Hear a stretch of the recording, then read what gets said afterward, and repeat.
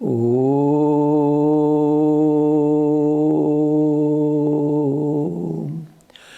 ओम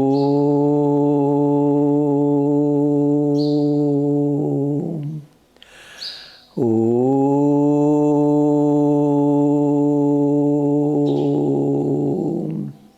वेदाहमेतं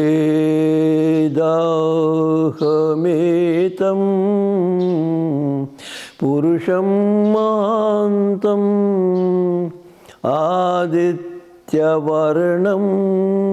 तमसा परस्तात् तमेव विदित्वा अतिमृत्युमेति नान्यः पन्था विद्यते जनाय। ओम शांति शांति शांति। प्रिय बंधुओं और मातृशक्ति, हम एक ऐसी विद्या पर विचार कर रहे हैं, ऐसे विषय पर विचार कर रहे हैं जिसको लोग जानते नहीं हैं, किंतु यह अनिवार्य है, प्रत्येक व्यक्ति के लिए अनिवार्य है। वो क्या है? मनुष्य के आकार में विद्यमान व्यक्ति को महान पुरुष बनाना, दिव्य पुरुष बनाना, श्रेष्ठ पुरुष बनाना। ये बहुत सूक्ष्म विषय। हम अपने लिए सुंदर भवन बनाना जानते हैं, आभूषण बनाना जानते हैं, वाहन यान बनाना जानते हैं, विमान बनाना जानते हैं, किंतु मनुष्य को मनुष्य बनाना नहीं जानते। बनाने से बनता है। आकार में तो मनुष्य है, आकार में तो करोड़ों व्यक्ति हैं, एक दूसरे के समान कोई भी नहीं है। तो ये सामान्य रूप से हम देखते थे, दो प्रकार के पदार्थ होते हैं। एक तो जंगल होता जिसको परमात्मा ने बनाया, दूसरा होता है उद्यानवन, बगीचा जिसको कहते हैं। मनुष्य अपने अनुकूल बगीचे को बनाता, उद्यानवन को बनाता। तो उसके लिए अपने अनुकूल भिन्न भिन्न प्रकार से घास उगाना, मार्ग बनाना, पेड़ों को काटना सिद्ध कर होता। ऐसा मनुष्य को नहीं बनाता, मनुष्य बनाना पड़ता है। अब वो मनुष्य को बनाने का क्या होता है मैं बता देता हूँ। अब हम देखते हैं 2 साल का बालक है, 2 वर्ष का बालक है। 2 वर्ष के बालक को देखते हैं, वो धीरे धीरे कुछ कुछ बोलता है। वो परीक्षण करेंगे तो पता चलेगा वो डरता भी है, दुखी भी होता है, झूठ बोलता है, तो क्रोध भी आता है, चिंता भी करता है, मारता भी है कि पीटता भी है, कई प्रकार से चेष्टाएं करता वो।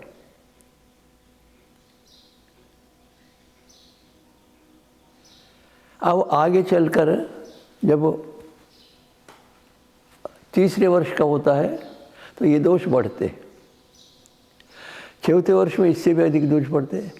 मनुष्य में ये विद्यमान क्रोध करना, चिंता करना, डरना, डराना, गाली देना, ये करना वो करना, ये क्रमशः बढ़ते जाते हैं। विद्यालय में पहुंचने पर उससे अधिक बढ़ जाते हैं, और समाज में पहुंचने पर और बढ़ जाते हैं, राजनीति में पहुंचने पर और बढ़ जाते हैं। इस प्रकार मनुष्य में विद्यमान ये दोष, जिनको कोई भी अच्छा नहीं मानता, वो दोष बढ़ते जाते हैं। और हम प्रयत्न करते हैं सुधारने का, बनता नहीं।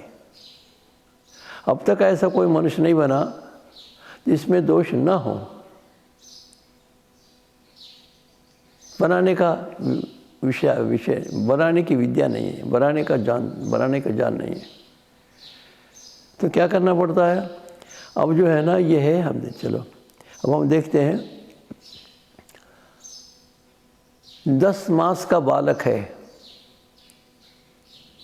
11 मास का बालक है, वो माता की गोद में है और एक उस माता की बहन है, कोई आता है, भाई वो आता है, वो उस बच्चे को गोद में लेना चाहता है, हाथ पसारता है। तो कई प्रकार के बालक होते हैं। एक तो बालक हाथ पसारने पर उसके पास पहुंच जाता, सभी बच्चे नहीं पहुंचते। कोई ऐसा होता है निषेध करता, ऐसा करता है। एक बालक छीनने से कुछ नहीं बोलता, वो लेकर, और एक व्यक्ति माता की गोद में से लेकर लेना छीनता है तो वो रोता है। तो एक प्रकार के मनुष्य नहीं है, उनके भिन्न भिन्न विचार हैं, भिन्न भिन्न सामर्थ्य है, भिन्न भिन्न प्रवृत्तियां हैं। हम परीक्षण करके देखते हैं तो समानता नहीं दिखती।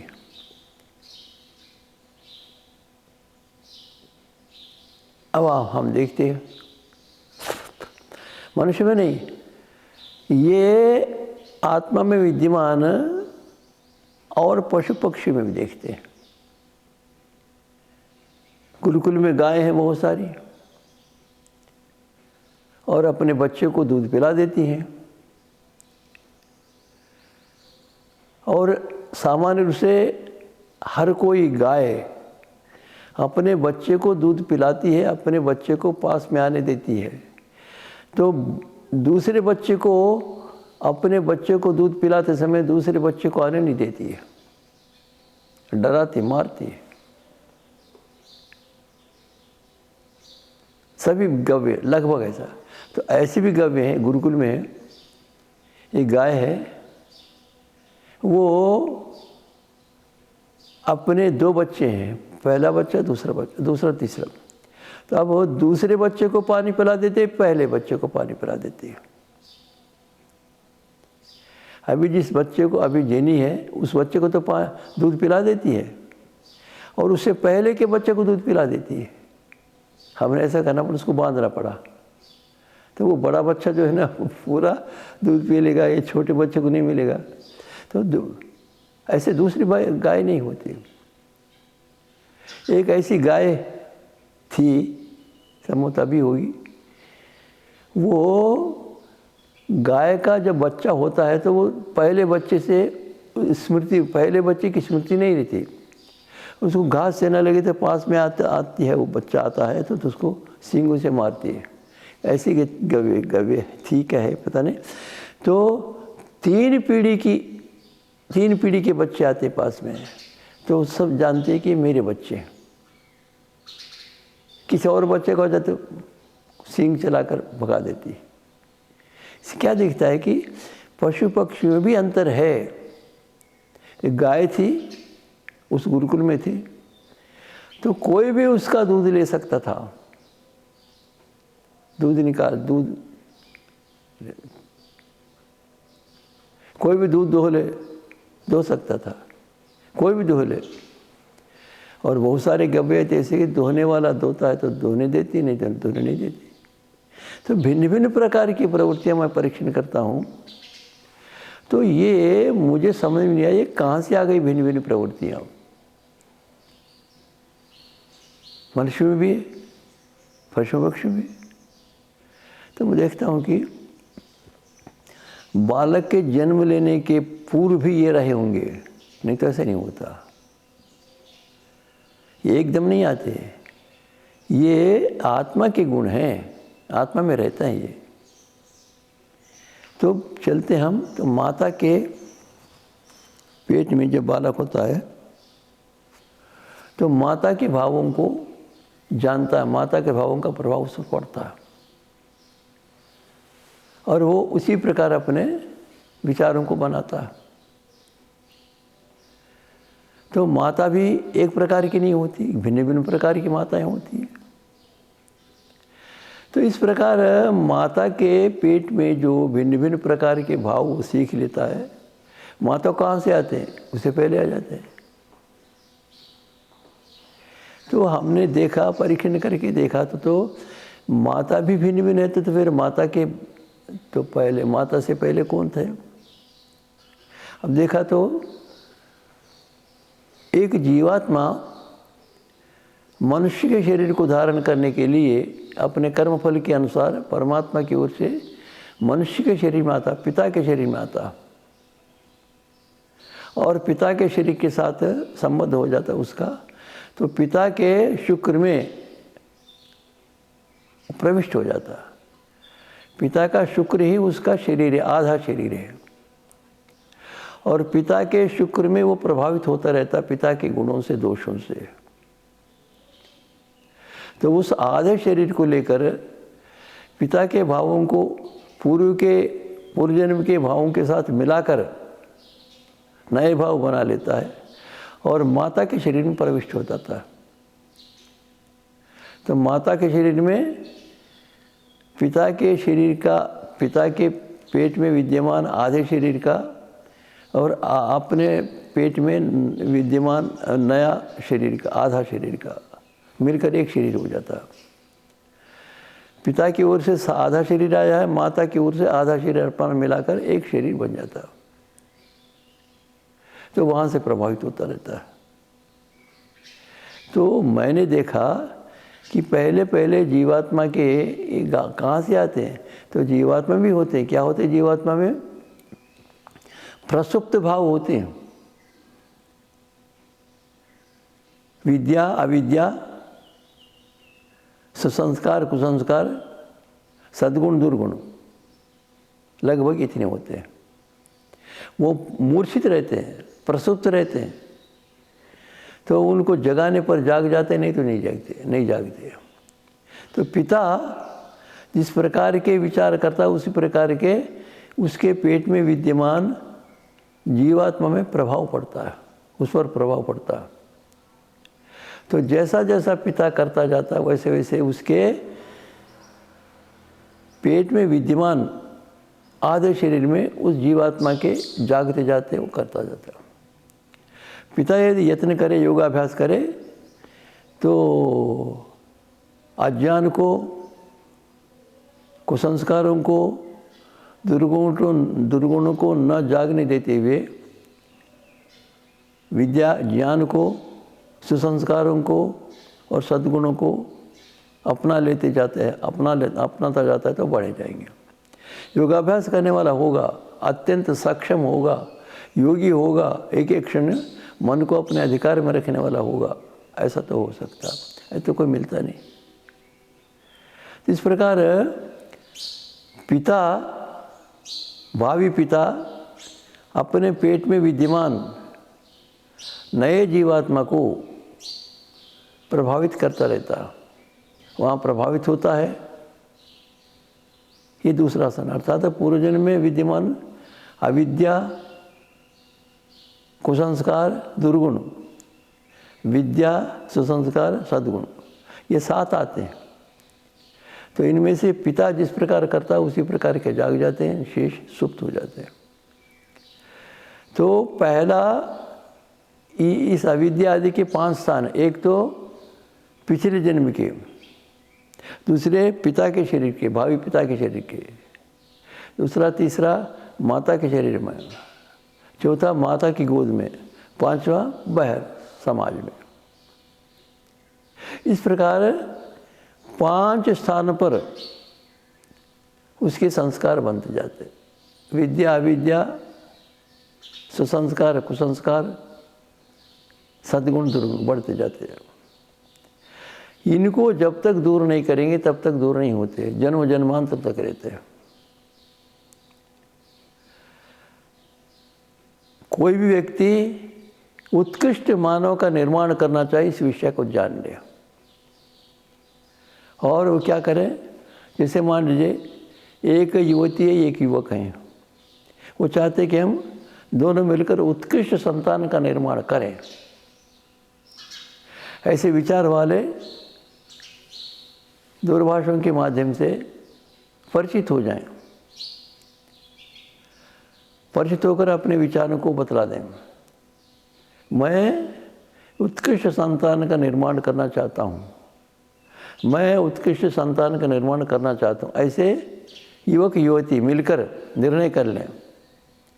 और उसके पश्चात वो अनेक महान पुरुषों के जीवन को पढ़ें। अनेक प्रकार के महापुरुष हैं, चित्र विचित्र प्रकार के महान पुरुष हैं। हम अपने पूरे इतिहास के बहुत सारे महान पुरुषों के नाम तक को नहीं जानते, व्यवहार को तक नहीं जानते। एक हरिश्चंद्र वे जगत में प्रसिद्ध हैं। केवल हरिश्चंद्र ने, उनको सत्यवादी हरिश्चंद्र, हरिश्चंद्र के साथ सत्य का संबंध बन गया, अब उसको कोई टाल नहीं सकता। कोई हरिश्चंद्र कहते तो उसके साथ बोलना पड़ेगा, सत्य हरिश्चंद्र अलग है, नहीं तो जानते नहीं। तो सत्य हरिश्चंद्र ने सत्य को अपनाकर कितनी उन्नति की होगी वही जानते हैं, हम नहीं जानते। हम इतने अभागे हैं कि उनके शुद्ध जीवन को रहने नहीं दिया, हमने अशुद्धियाँ मिला दी, अतिशयोक्ति बना दी। तो सत्य हरिश्चंद्र ने अपने जीवन को बहुत प्रयत्नपूर्वक चलाया, निर्माण किया अपने जीवन का, और उनका इतिहास बना। चक्रवर्ती राजा थे वो, संसार के लोग उनको मानते, संसार के राजा जितने भी थे मानते थे। उन्होंने किसी से याचना नहीं की, किसी वस्तु की याचना नहीं की, अनेक प्रकार के कष्ट उठाए, निर्धनता का अनुभव किया, अधिकार रहित होकर भी जीवन व्यतीत करते रहे, निम्न स्तर पर भी काम करते रहे, करना पड़ा करते रहे। संपत्ति खो गई, संपत्ति छूट गई, तो इस प्रकार उन्होंने अपने जीवन को लगाया। कोई भी व्यक्ति ऐसा कर सकता है, ऐसा बहुत सारे लोगों ने किया है। तो हम अपने जीवन में उत्कृष्ट मनुष्यों का निर्माण करना चाहें, समाज का निर्माण करना चाहें, दिव्यमान का निर्माण करना चाहें, तो ऐसे महान पुरुषों का जीवन हमें पढ़ना होगा, श्रद्धा से पढ़ना होगा। एक घटना बतला दूं, मैंने पढ़ा है, गांधी जी के जीवन में आता है। जब वो बालक थे तो हरिश्चंद्र का नाटक आया, तो उन्होंने किसी प्रकार पैसे प्राप्त करके चले गए, नाटक देखा। सत्य हरिश्चंद्र सत्य के पालन के लिए अपने जीवन में कितने कष्टों को उठाते हैं, उसको अच्छे प्रकार देख लिया।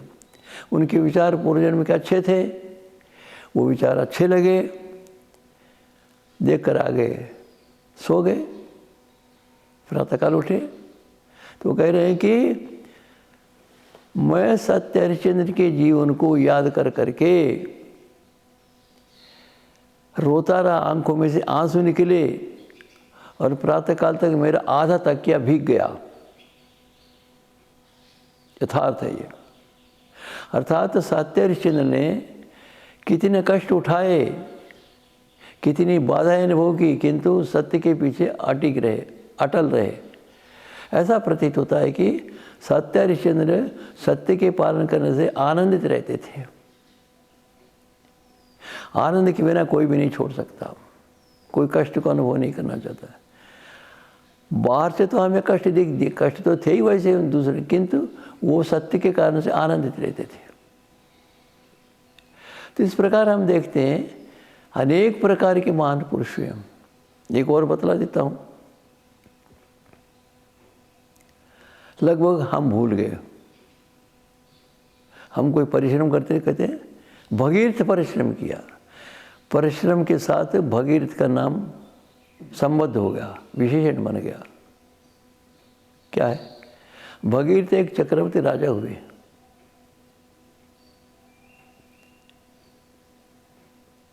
उनके मन में एक राजा थे, उनके मन में आया कि एक नदी खुदवाएं। योजना बनाई, बनाते बनाते बहुत समय निकल गया, तो शरीर छूट गया। उनका पुत्र आया, पुत्र ने पिता के इस कार्यक्रम को आगे बढ़ाने का संकल्प किया, परिश्रम किया। उनको भी इस योजना को समझने में, उसको साकार बनाने में कितना परिश्रम लगता है, इसका सोचते सोचते सारा जीवन निकल गया, नहीं बना पाए। और तीसरा उनका पुत्र आया, दोनों के परिश्रम को देखा, साधन थे, उन्होंने संकल्प किया कि नदी खुदवानी है, खुदवानी, और लगा दिया, समय लगा दिया। श्रद्धा, निष्ठा, परिश्रम, सहनशक्ति, साहस, सारे के सारे गुण उनमें काम किया है। गंगा के उद्गम स्थान से लेकर कलकत्ते में उसके समुद्र मिलन तक लगभग 2525 मील है, 4000 से अधिक किलोमीटर होता है। इतनी लंबी खुदवाने में, ऊंचाई से नीचे तक खुदवाते खुदवाते कितने पत्थर, कितने कंकड़ आए होंगे, कितने मजदूर छोड़कर चले होंगे, कितने मजदूर नए लगे होंगे, कितने मजदूर कैसे हो गए, कितना परिश्रम, कितना श्रम, कितना साहस, कल्पना नहीं कर सकते। बीच में नहीं छोड़ा, कितनी परिस्थितियाँ आई होंगी, अनेक प्रकार की परिस्थिति सामना करना पड़ा, अनेक परिस्थितियों का सामना करते रहे, किंतु नहीं छोड़ा। और दादा, पिता और अपना तीनों की योजना सहित परिश्रम का परिणाम क्या हो गया? आज गंगा नदी दिख रही है। आज गंगा नदी 2525 मील की गंगा नदी दिख रही है। संसार में बहुत सारी नदियां हैं किंतु गंगा जैसी कोई भी नदी नहीं है। क्या विशेषता है? कहते हैं कि गंगा नदी को किसी शुद्ध पात्र में भर कर रखेंगे तो वर्षों तक रखने पर भी का पानी बिगड़ता नहीं है, विकृत नहीं होता। ये विशेषता है, ये परमात्मा की देन है, परमात्मा के बना हुए इस भूतल पर वातावरण का प्रभाव है, वो देन है। तो उसमें जल खेतों के लिए उपयोग में आता है उसका, और उसके दोनों रहने वाले स्थान खेत समृद्ध हो जाते हैं, वो भी उपजाऊ रहती है। इतनी लंबी नदी के दोनों ओर फसल होती है, उसका पानी खेतों में जाता है, उसका पानी पशु पक्षी आदि पीते हैं। इतना नहीं, उस पानी को बहुत सारे व्यक्ति अत्यंत शुद्ध होने से अनेक प्रकार के रोगों को दूर करने का सामर्थ्य रखता है वो पानी। इसीलिए उसको ले आते हैं और बेच लेते हैं, चिकित्सक वैद्य खरीद लेते हैं। जो आज क्या करते हैं, चिकित्सा में पानी को उबाल कर छान कर शुद्ध कर लेते हैं, तो उसको ऐसे करने की आवश्यकता नहीं है। ये जो उबाल कर शुद्ध किया पानी वो उतना गुण का नहीं होता जितना वो होता है। का कारण क्या है? कहते हैं कि जहाँ से पानी का उद्गम होता है वहाँ से पत्थर ही पत्थर, पत्थर ही पत्थर ही पत्थर पत्थर है, और उसमें शीतकाल में हिम भर जाता है, हिम जम जाता है, बर्फ बन जाती है, और वो उष्ण काल में पिघल पिघल कर पानी के रूप में आता है। वो शीतकाल में जो पानी जम जाता, ओस के रूप में आता, जम जाता है, वही गर्मी में पिघल कर आ जाता है, बाहर से नहीं आता।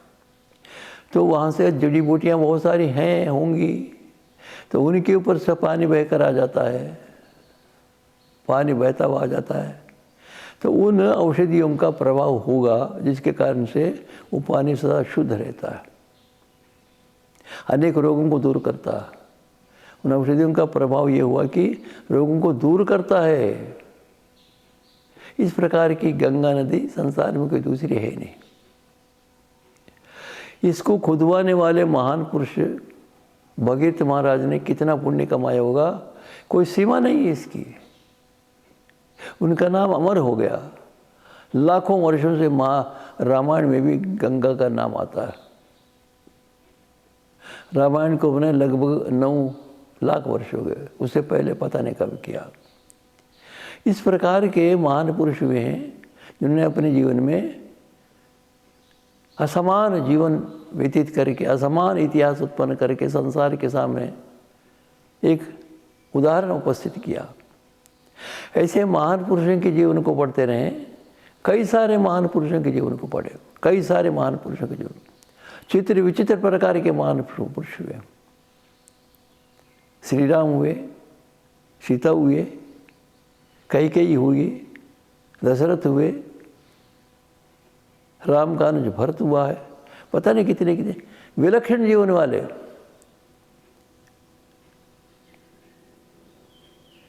उनके जीवनों को पढ़ें और अपने लक्ष्य को ऐसा बनावें कि हम इस प्रकार के संतान का निर्माण करेंगे, दिव्य मानव का निर्माण करेंगे। ऐसा संकल्प करेंगे तो उसके पश्चात निर्माण कर सकेंगे। संकल्प सुदृढ़ ऐसा हो कि इसमें छोड़ने का नाम ना हो, छूटने का नाम ना हो। ऐसा संकल्प कि वो कभी बीच में छूटे ही नहीं। जब तक साकार न हो तब तक संकल्प शिथिल न होना चाहिए। मनुष्य संकल्प करता है, छोड़ देता। कारण क्या है? उसके पीछे इतनी निष्ठा नहीं होती, इतनी लगन नहीं होती, ना परीक्षण नहीं होता। उत्पद्यन्ते विलीयन्ते दरिद्राणाम अर्थ। मनुष्य के मन में कई प्रकार के विचार प्रतिदिन आते मिट भी जाते हैं। वो दरिद्र व्यक्ति जो अपने उत्कृष्ट संकल्प नहीं बना सकता, दृढ़ संकल्प नहीं बना सकता, वो मन में विचार करता है, संकल्प आता है, छूट जाता है।